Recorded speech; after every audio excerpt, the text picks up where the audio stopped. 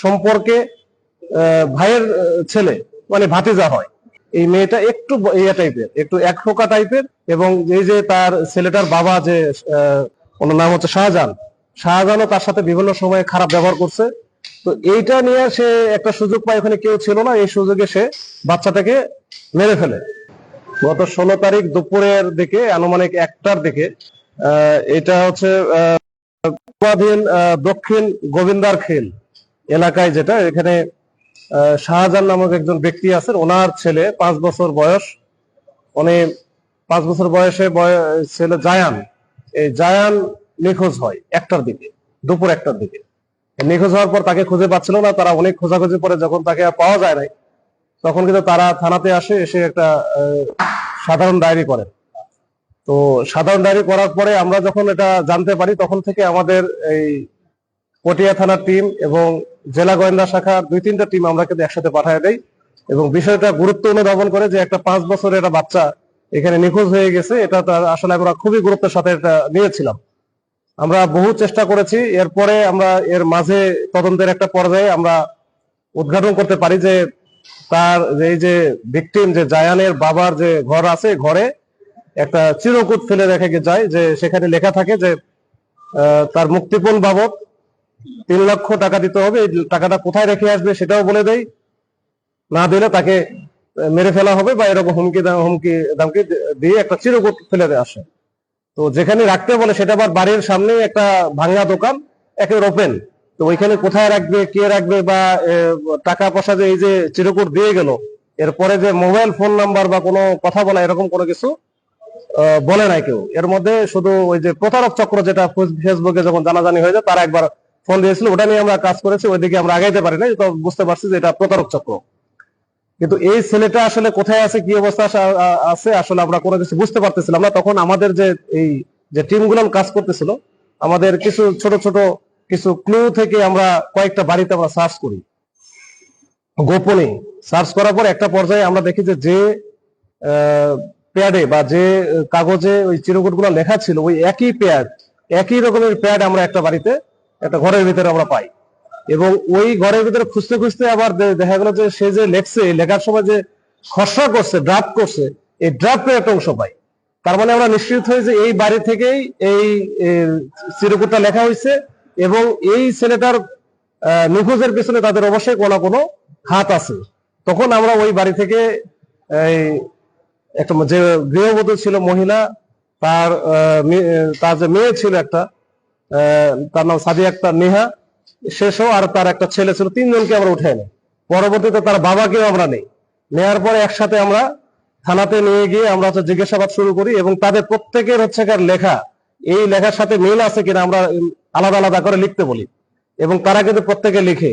লেখার পরে তখন মেয়েটার লেখার সাথে আমরা খানিকটা মিল পাই, এবং ভালো মিল পাই। মিল পাওয়ার পরে তখন তাকে আমরা বিভিন্নভাবে, কঠোরভাবে জিজ্ঞাসাবাদ শুরু করি বিভিন্নভাবে। এর মধ্যে সে আরেকজনের কথা বলে যে আমি লিখছি, এটা সে স্বীকার করে সে লিখছে, কিন্তু আমি ইচ্ছাকৃত ভাবে লিখেন, এটা আমাকে বাধ্য করছে আরেকজনকে, তার এক চাচা, প্রতিবেশী এক চাচা। তারপরে প্রতিবেশী চাচাকে আমরা নিয়ে আসি, নিয়ে আসার পরে প্রতিবেশী চাচাকে যখন তার মুখোমুখি করায়, তখন কিন্তু সে অস্বীকার করে, এবং পরে জানা যায় যে আসলে চাচাকে এটা ফাঁসানোর জন্য সেটা করছে। এবং রাতে এক পর্যায়ে মোটামুটি 1টা-2টার দিকে সে স্বীকার করে যে সেই ঘটনাটা সে নিজেই ঘটাইছে, এবং এই বাচ্চাটার সাথে মোটামুটি 12:30-1টার দিকে এই মেয়েটা ফুটবল খেলতেছিল। মেয়েটা নাকি ফুটবল খেলে, এবং সে পেশায় নার্স হিসেবে শেভরন হসপিটালে নার্স হিসেবে কর্মরত আছে। ইদানিং মনে হয় একটু ওখান থেকে ছুটি টুটি নিয়ে আগামীতে সে ইন্টারমিডিয়েট পরীক্ষা দিবে। তো এই ইন্টারমিডিয়েট পরীক্ষা দেওয়ার জন্য বাড়িতেই থাকে, কয়েকদিন সে হাসপাতালেও যাচ্ছে না।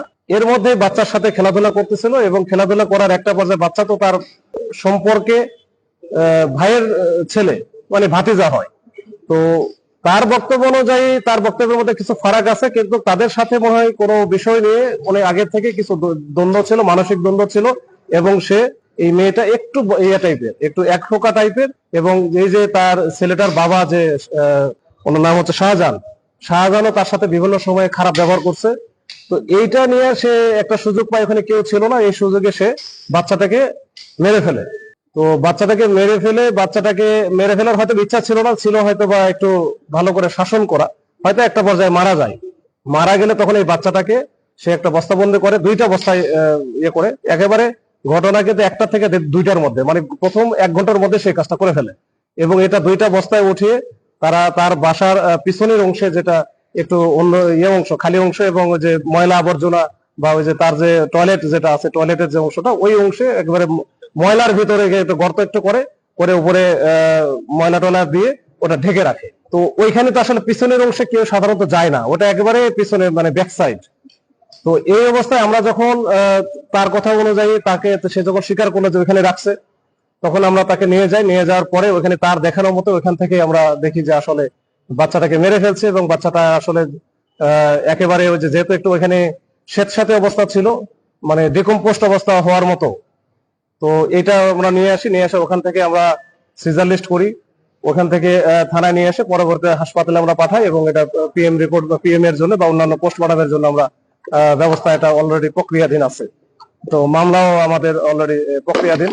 তো এই হচ্ছে অবস্থা। আমরা এই মেয়েটা যেটাকে আমরা নিয়ে এসেছি, মূল আসামি, প্রধান আসামি, যে হচ্ছে এই কাজটা করেছে, এবং শুধু মারেনি, এটা হচ্ছে এই আলামত বা এই যে এই নিহত যে ছেলেটা, এই ছেলেটার মৃতদেহ এটা ইয়ে করার জন্য, মানে গোপন করার জন্য, তো সে কিন্তু এই ব্যবস্থা করেছে। এর সাথে আমরা ধরে নিচ্ছি, এবং তার কাছ থেকে যদিও আমরা এখনো ওইভাবে পাই নাই, কিন্তু আমরা পারিপার্শ্বিক অবস্থা দেখে আমি যতটুকু আমরা বুঝেছি যে তার বাবা এবং মা এই বিষয়টা জানতো, কিন্তু মারার আগে জানে নাই, মারার পরে জানে, এবং পরবর্তীতে এই যে আলামতটা গোপন রাখার জন্য তারা কিন্তু সহযোগিতা করেছে। যেহেতু তাদেরই মেয়ে, এখন একটা ঘটনা হয়তো ঘটাইছে, তারা হয়তো সর্বশেষ একটা চেষ্টা করে দেখেছে যে এটা যদি গোপন করে রাখা যায় তাহলে হয়তো কেউ জানবে না, আর তারা এখান থেকে রেহাই পাবে।